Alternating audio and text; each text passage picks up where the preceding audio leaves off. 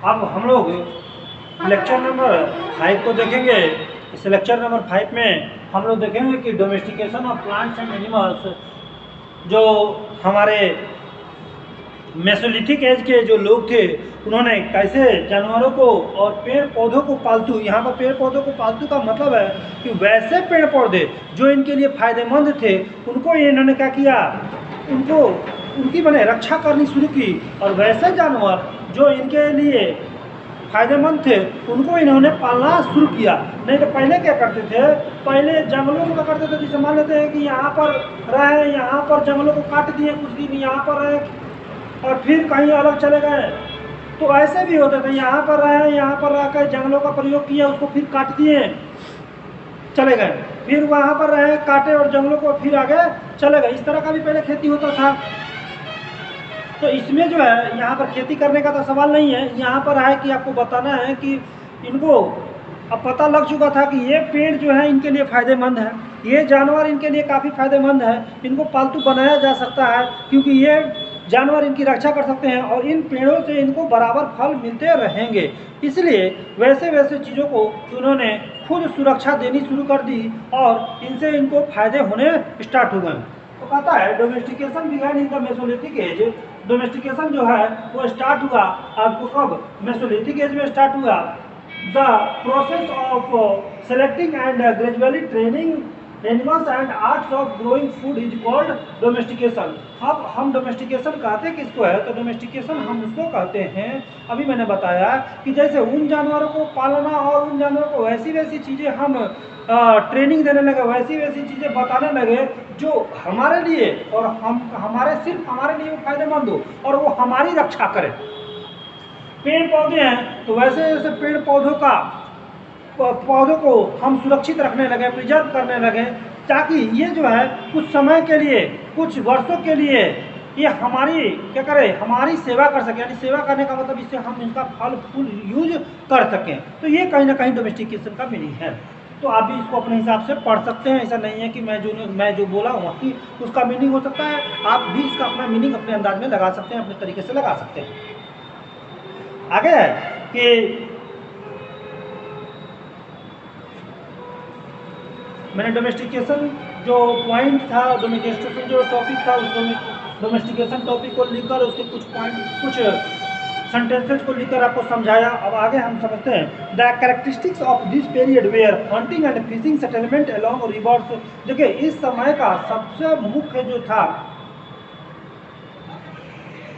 वो तरीका था, रहने का तरीका वो था, ये करते क्या थे कि ये हंटिंग फिशिंग तो करते ही थे और ये जो है रहते थे ज़्यादा से ज़्यादा उस जगह पर जहाँ बगल में कोई नदी हो या जंगल हो। बगल में नदी और जंगल जहाँ होते थे इनको वहाँ पर ज़्यादा फायदे होते थे, क्योंकि नदियों से इनको पानी पीने के लिए आसानी से मिल जाता था और नदियों से इनको फिशिंग करने का भी मौका मिल जाता था और जंगलों से इनको जंगली जानवर भी मिल जाते थे, पेड़ पौधों से फल फूल मिल जाते थे, जो इनके लिए काफ़ी अनुकूल था। पता है Mesolithic humans discovered the food values of seeds and certain grasses such as barley and wheat. अब देखिए मेसोलिथिक एज के जो लोग थे इन्होंने उन चीज़ों को भी खोज निकाला, जैसे बार्ली हुआ, बार्ली माने जौ होता है, व्हीट है, इन चीज़ों के जिसे मान लेते हैं कहीं उगा हुआ है तो जानते तो नहीं है, लेकिन देखें कि भाई ये इसका जो बीज है ये फल है और इसका जो ये बीज गिरा है फिर इससे यही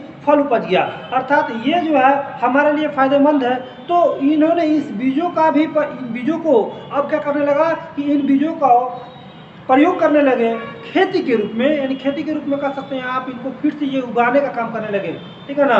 फिर से सोचे कि भाई ये यहाँ पर गिरे इसके बीज तो यहाँ पर उग गए, फिर अगर इनके बीजों को हम सुरक्षित रखेंगे, इनके बीजों को अगर हम खेत माने जगह जगह डालते हैं तो इनसे हमको बहुत सारे फल फूल मिलेंगे, ठीक है ना। तो इन बीजों का प्रयोग गेहूँ हुआ और चाहे आपको क्या कर सकते हैं बार्ली हुआ, इन बीजों का प्रयोग जो है ये फूड के रूप में करने लगे। They began to gather this food, ये सही है। they began to gather these for foods. Seeds that fell at the time of gathering might have sprouted, suggested the magic link between seeds and plant. अभी मैंने बताया कि जो बीज होते थे ये बीज गिरते थे कहीं मिट्टी पर और कुछ दिन के बाद ये प्लांट्स का रूप ले लेते थे। तो इसी चीज़ों को उन्होंने देखा और ये देखा कि भाई एक ही ये बीज गिरा और ये प्लांट्स के रूप में ये हो गया, तब्दील हो गया, बदल गया। तो उन्होंने ये चीज़ देखा और ये देखने के बाद इन्होंने समझ में आ गया कि नहीं भाई, अगर इन बीजों का प्रयोग हम करेंगे तो ये हमारे लिए काफ़ी फायदेमंद होगा और ये हमको भोजन देंगे। पता है कि later they might have experimented by dropping seeds into the soil and found plants growing. और मैंने अभी बताया कि इन्हीं बीजों का प्रयोग क्या करते थे, ये मिट्टी में गिराने का काम करते थे। जगह जगह पर मिट्टी में गिराते थे और ये जगह जगह जब मिट्टी पर गिराते थे तो उसको क्या होता था कि बाद में जाकर ये बीज किस रूप में बदल जाते थे, तो प्लांट्स के रूप में बदल जाते थे और यही प्लांट से उनको काफ़ी फायदे होते थे। Man learn to tame some gentle animals such as, अब मनुष्यों ने यानी आदि मानव ने अब जंगली जानवरों को पालतू बनाना स्टार्ट कर दिया था। खेती करने का तरीका तो इनको लगभग आ ही गया था, अब जंगली जानवरों को इन्होंने पालतू बनाना स्टार्ट कर दिया था। उसमें कुत्ता थे, बिल्ली थी, नहीं सॉरी आपको कुत्ता है, गाय है, बकरी है, ये सारे जानवर जो थे इनके लिए काफ़ी प्रॉफिटेबल थे, ठीक है ना। अब गाय, कुत्ता और बकरी इनके लिए काफ़ी प्रॉफिटेबल थे। एक दूध देता था, एक मांस देता है और एक इनकी रक्षा करता है, ठीक है ना। तो ये कहीं ना कहीं इनको टेम इसलिए बनाया करते थे। अब पता था the first house in the Mesolithic age, man made their own primitive houses which were usually built in a river valley because in this region there was plenty of water and fertile soil for growing crops. Remains of human burials have been found at some Mesolithic sites. The dead were buried along with offerings such as food and ornaments. पता है कि देखिए ये जो घर बनाते थे, इसमें ये जो घर बनाते थे क्या करते थे, तो घर बनाते थे तो ज़्यादा से ज़्यादा ये घर बनाने की कोशिश वहाँ पर करते थे जहाँ पर नदी नदियाँ हो, घाटियाँ हो, जंगल हो। अभी मैंने इसके पहले ही बोला कि नदी, घाटी और जंगलों के बीच में ये घर बनाना पसंद इसलिए करते थे ताकि इनको सारे चीज़ों की पूर्ति वहाँ से हो जाती थी, इनको दूसरी जगह जाने की आवश्यकता नहीं होती थी। पता है rock paintings precious remainings of the past. अब पता है रॉक पेंटिंग्स जो है precious remains of the past, rock painting जो है हमारे बीते हुए कल को काफ़ी महत्वपूर्ण बनाती है और काफ़ी हमको ये बताती है कि ये समय में इस तरह के लोग रहते थे, इस तरह का उनका तरीका था। अर्थात इस पेंटिंग के माध्यम से हम उस समय के चीज़ों को अनुमान लगाकर और उसके बारे में सोचते हैं और उसके बारे में कल्पना करते हैं। देखेंगे कि one of the most important source about the early humans are the rock paintings of the stone age found around the world at the rock shelters of Bhimbetka located in Madhya। देखिए पता है कि one of the most important source about the early humans के बारे में अगर जानकारी जो है हमको सबसे महत्वपूर्ण जो इसका देन है, हमको रॉक पेंटिंग्स के थ्रू अर्ली ह्यूमन्स के बारे में जानकारी मिलती है। और कुछ रॉक पेंटिंग जो है आज भी हैं जिसके साक्ष्य इस तरह है, जो इस तरह इन जगहों पर है। जैसे आपका भीमबेटका है, ये मध्य प्रदेश में है। More than 500 paintings by palaeolithic and Mesolithic humans have been found. यहाँ पर आप देखिएगा कि लगभग 500 से ज़्यादा मेसोलिथिक और पैलेलिथिक समय के पेंटिंग्स इस पर इन चट्टानों पर उकेरे हुए हैं। These caves have been listed as World Heritage Site by UNESCO। UNESCO ने अर्थात यूनेस्को ने इन जितने साइट्स हैं, ये जितने चीज़ें हैं जो पैलेलिथिक और मेसोलिथिक साइट्स के समय के इन्होंने क्या किया है, धरोहर के रूप में घोषित कर दिया है। उन्होंने बताया कि ये हमारे धरोहर हैं, इनको हमको सुरक्षित रखने हैं।